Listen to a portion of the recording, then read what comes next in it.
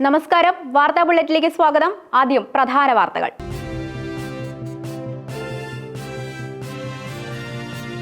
മത്സ്യത്തൊഴിലാളി തെരച്ചിലിൽ സർക്കാരിന് പ്രശംസ, വിമർശനവുമായി പ്രതിപക്ഷം.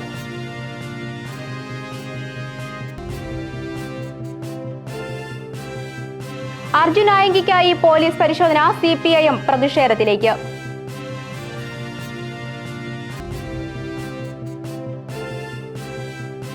ശബരിമല സ്വർണ്ണക്കൊള്ള, അറസ്റ്റ് മാത്രം ലക്ഷ്യം, ജാമ്യം തേടി പ്രശാന്തും അജികുമാറും.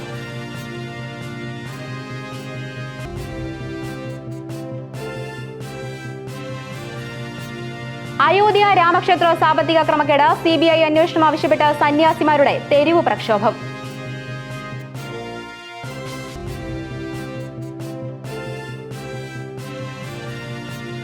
നടുക്കത്തിന്റെ നിമിഷങ്ങൾ താണ്ടി കൊളംബിയ, അടിയന്തരാവസ്ഥ പ്രഖ്യാപിച്ച് രാജ്യം, അവശിഷ്ടങ്ങൾക്കിടയിൽ ജീവനായി കാത്ത് രക്ഷാപ്രവർത്തകർ.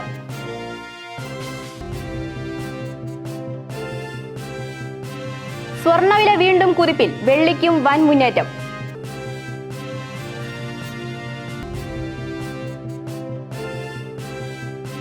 ശ്രീലങ്കയ്ക്കെതിരായ ടെസ്റ്റ് പരമ്പരയ്ക്ക് ഇന്ത്യ ഒരുങ്ങുന്നു. പ്ലേയിങ് 11-ൽ ആര്?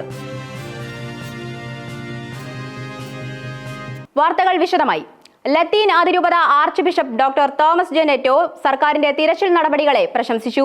അതേസമയം രക്ഷാപ്രവർത്തനത്തിൽ വീഴ്ചയുണ്ടായെന്ന് ആരോപിച്ച് പ്രതിപക്ഷ നേതാവ് വിമർശനവുമായി രംഗത്തെത്തി. പ്രതികൂല സാഹചര്യങ്ങൾ ഒഴികെ എല്ലാ ദിവസവും തെരച്ചിൽ നടത്തുന്നുണ്ടെന്നും അദ്ദേഹം വ്യക്തമാക്കി. എനിക്ക് പറയാനുള്ളൊരു കാര്യം, സഭ ഈ ലോകത്തിലാണ്, ഈ ചരിത്രത്തിലാണ്. എല്ലാ മനുഷ്യരുടെയും ദുഃഖങ്ങളും വേദനകളും സങ്കടങ്ങളും ആകുലതകളും സഭാ മക്കളായ നമ്മുടെ ഓരോരുത്തരെയും ആകുലതകളാണ്. നമ്മുടെ മത്സ്യത്തൊഴിലാളികളെ കാണുവാനില്ലാത്ത വാർത്തയാണ് കഴിഞ്ഞ ദിവസങ്ങളിൽ.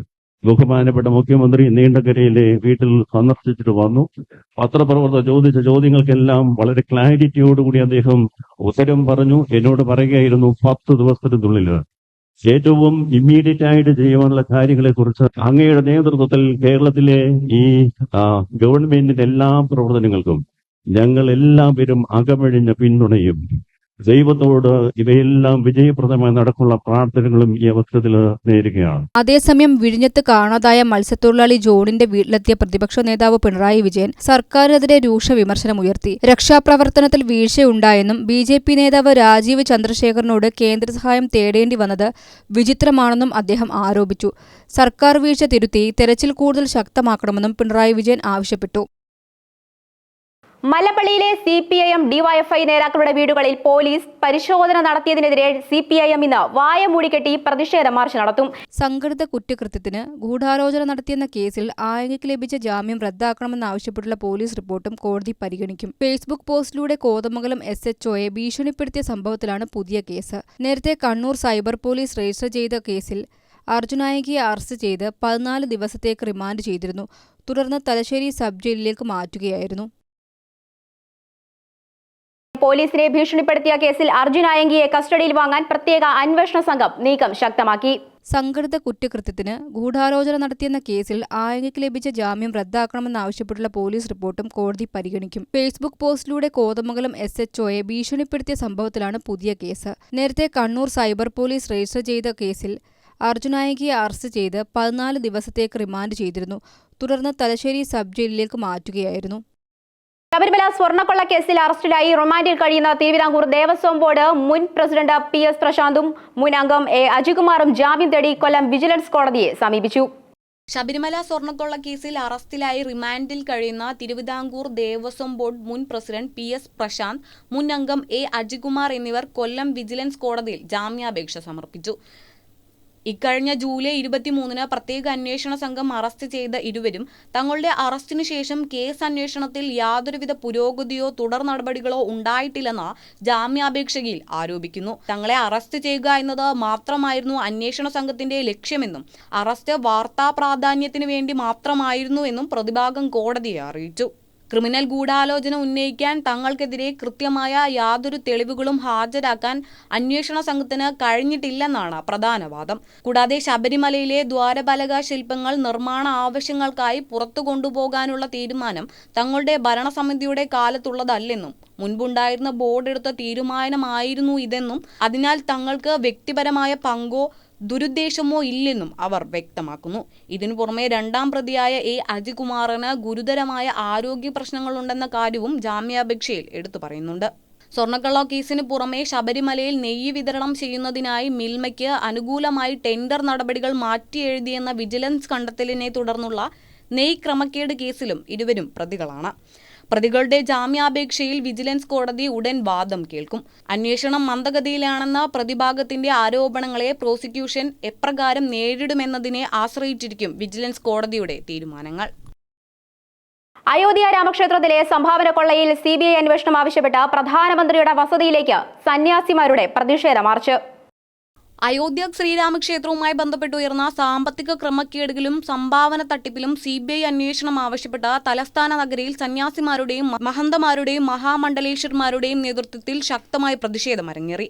ഡൽഹിയിലെ മാണ്ഡി ഹൌസിൽ നിന്ന് പ്രധാനമന്ത്രിയുടെ ഔദ്യോഗിക വസതിയിലേക്ക് ആരംഭിച്ച പ്രതിഷേധ മാർച്ച് ഫിറോസ് ഷാ റോഡിൽ വെച്ച് ഡൽഹി പോലീസ് തടഞ്ഞതോടെ സന്യാസിമാർ റോഡിൽ കുത്തിയിരുന്ന് മുദ്രാവാക്യം വിളികളോടെ പ്രതിഷേധിക്കുകയും തുടർന്ന് പോലീസ് ഇവരെ അറസ്റ്റ് ചെയ്ത് നീക്കുകയുമായിരുന്നു. പൂർണിയ MP പപ്പു യാദവ് പ്രതിഷേധത്തിലെത്തി ഭക്തരുടെ വിശ്വാസത്തെ മുതലെടുക്കുന്ന സാമ്പത്തിക അഴിമതി കേസുകൾക്കെതിരെ ശക്തമായ അന്വേഷണം വേണമെന്നാവശ്യപ്പെട്ട സന്യാസിമാർക്ക് പൂർണ്ണ പിന്തുണ പ്രഖ്യാപിച്ചു. നേരത്തെ രാമക്ഷേത്ര ട്രസ്റ്റിന് ലഭിച്ച കോടിക്കണക്കിന് രൂപയുടെ സംഭാവനകളിൽ തട്ടിപ്പും കള്ളപ്പണം വെളുപ്പിക്കലും നടന്നെന്ന ഹർജികൾ പരിഗണിച്ച ചീഫ് ജസ്റ്റിസ് സൂര്യകാന്ത്, ജസ്റ്റിസുമാരായ ജോയ് മല്യ ബാഗ്ചി, V മോഹന തുടങ്ങിയവരുടെ സുപ്രീം കോടതി ബെഞ്ച് ട്രസ്റ്റിന്റെ സാമ്പത്തിക ഇടപാടുകൾ വിശദമായി ഓഡിറ്റ് ചെയ്യാനും ഉത്തർപ്രദേശ് സർക്കാരിന്റെ പ്രത്യേക അന്വേഷണ സംഘത്തിൽ ഒരു ഫോറൻസിക് ഓഡിറ്ററെ ഉൾപ്പെടുത്താനും നിർദ്ദേശിച്ചിരുന്നു. ഇതിനു പുറമെ സാമ്പത്തിക കുറ്റകൃത്യങ്ങളിലും മോഷണ കേസുകളിലും പരിചയസമ്പന്നരായ ഉന്നത ഉദ്യോഗസ്ഥർ അന്വേഷിക്കുന്നതാണ് ഉചിതമെന്ന കോടതി നിരീക്ഷണത്തെ തുടർന്ന് SIT പുനഃസംഘടിപ്പിക്കുകയും സംഭാവന തട്ടിപ്പ് കേസ് മാത്രമായി പ്രത്യേകമായി കേന്ദ്രീകരിച്ച് അന്വേഷിക്കാൻ മലയാളി IPS ഉദ്യോഗസ്ഥനായ IG S കിരണിന്റെ നേതൃത്വത്തിൽ DIG സോമൻ വർമ്മ, ഡോക്ടർ ഗൗരവ് ഗ്രോവർ എന്നിവരടങ്ങുന്ന പുതിയ അന്വേഷണ സംഘത്തെ ചുമതലപ്പെടുത്തുകയും ചെയ്തിരുന്നു. പുതിയ അന്വേഷണ സംഘം തെളിവുകളും സാമ്പത്തിക രേഖകളും ശേഖരിച്ച് അന്വേഷണം വേഗത്തിലാക്കുന്നതിനിടയിലാണ് ട്രസ്റ്റിന്റെ ഭൂമി ഇടപാടുകളിലും സംഭാവന പിരിവിലും വലിയ തോതിലുള്ള അഴിമതി ആരോപിച്ചുകൊണ്ട് സന്യാസി സമൂഹം തെരുവിലിറങ്ങി CBI അന്വേഷണത്തിനായി പ്രതിഷേധം കടുപ്പിച്ചിരിക്കുന്നത്. കൊളംബിയയിലൊടുക്കിയ അതിശക്തമായ ഭൂചലനത്തിൽ ഏകദേശം 111 പേർ മരിക്കുകയും നിരവധി പേർക്ക് പരിക്കേൽക്കുകയും ചെയ്തു. ദേശീയ അടിയന്തരാവസ്ഥ പ്രഖ്യാപിച്ചിരിക്കെ അവശിഷ്ടങ്ങൾക്കിടയിൽ രക്ഷാപ്രവർത്തകർ തിരച്ചിൽ തുടരുകയാണ്.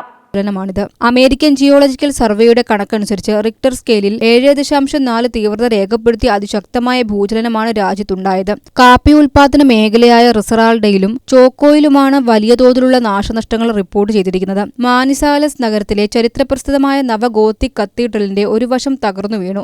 രാജ്യത്ത് ദേശീയ അടിയന്തരാവസ്ഥ പ്രഖ്യാപിച്ചിരിക്കുകയാണ്. ഗ്രാമമേഖലയായ ചോക്കോയിലും വലിയ തോതിലുള്ള ആഘാതമാണ് ഉണ്ടായിരിക്കുന്നത്. ചോക്കോയിൽ മാത്രം 12 പേർ മരണപ്പെടുകയും 84 പേർക്ക് പരിക്കേൽക്കുകയും ചെയ്തതായി ഇവിടുത്തെ ഗവർണർ നൂബിയ കരോലിന കോർഡോബ വ്യക്തമാക്കിയിട്ടുണ്ട്. പ്രഭവ കേന്ദ്രത്തിന് സമീപമുള്ള ഈ മേഖലയിൽ ആശയവിനിമയ സംവിധാനങ്ങൾ പൂർണ്ണമായും തകരാറിലായതിനാൽ ദുരന്തത്തിന്റെ പൂർണ്ണമായ വിവരങ്ങൾ പുറത്തുവരാൻ ഇനിയും സമയമെടുക്കും എന്നതാണ് വിലയിരുത്തപ്പെടുന്നത്. നിലവിൽ രക്ഷാപ്രവർത്തകരും പോലീസും സന്നദ്ധ പ്രവർത്തകരും അടങ്ങുന്ന സംഘം അത്യാധുനിക ഉപകരണങ്ങളുടെ സഹായത്തോടെയും ചിലയിടങ്ങളിൽ കൈകൊണ്ട് അവശിഷ്ടങ്ങൾ നീക്കം ചെയ്തുമൊക്കെ അതിശക്തമായ തിരച്ചിലാണ് നടത്തിക്കൊണ്ടിരിക്കുന്നത്. അടിയന്തര സേവനങ്ങളുടെ ഭാഗമായി പടിഞ്ഞാറൻ മേഖലയിലെ നിരവധി വിമാനത്താവളങ്ങളുടെ പ്രവർത്തനം കൊളംബിയയിലെ സിവിൽ ഏവിയേഷൻ അതോറിറ്റി താൽക്കാലികമായി നിർത്തിവെച്ചിട്ടുണ്ട്. സ്വർണ്ണവിലയിൽ വീണ്ടും വൻ മുന്നേറ്റം. 24 മണിക്കൂറിനിടെ പവന് ആയിരക്കണക്കിന് രൂപയുടെ വർധനവാണ് രേഖപ്പെടുത്തിയിരിക്കുന്നത്. സ്വർണത്തിന് പിന്നാലെ വെള്ളി വിലയിലും വർധനവ്. 1760 രൂപയായും ഗ്രാമിന് 290 രൂപ വർദ്ധിച്ച് 14,220 രൂപയായും ഉയർന്നപ്പോൾ വെള്ളിയുടെ വില ഗ്രാമിന് 225 രൂപയിലേക്കും 10 ഗ്രാമിന് 2,550 രൂപയിലേക്കും കുതിച്ചു. കഴിഞ്ഞ ഏതാനും ദിവസങ്ങളായി സ്വർണ്ണവിലയിൽ വലിയ ഏറ്റക്കുറച്ചിലുകൾ പ്രകടമായിരുന്നു.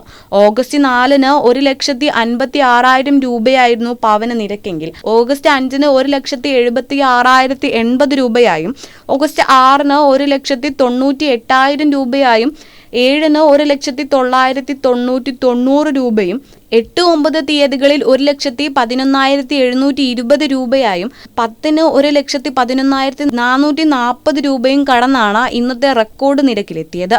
വിപണിയിലെ അടിയന്തര ആവശ്യമുള്ള ഉപഭോക്താക്കൾ അഡ്വാൻസ് റേറ്റ് ബുക്കിംഗ് രീതി പ്രയോജനപ്പെടുത്തുന്നത് പെട്ടെന്നുള്ള വർധനവിൽ നിന്ന് ഒരാശ്വാസം നൽകുമെന്നും പവന്റെ യഥാർത്ഥ തുകയിൽ പണിക്കൂലിയും GSTയും ഉൾപ്പെടുത്തുന്നതിനാൽ BIS ഹാൾമാർക്ക് ഉറപ്പുവരുത്തി മാത്രം ആഭരണങ്ങൾ വാങ്ങണമെന്നും വ്യാപാരികളും വിദഗ്ധരും മുന്നറിയിപ്പ് നൽകുന്നുണ്ട്.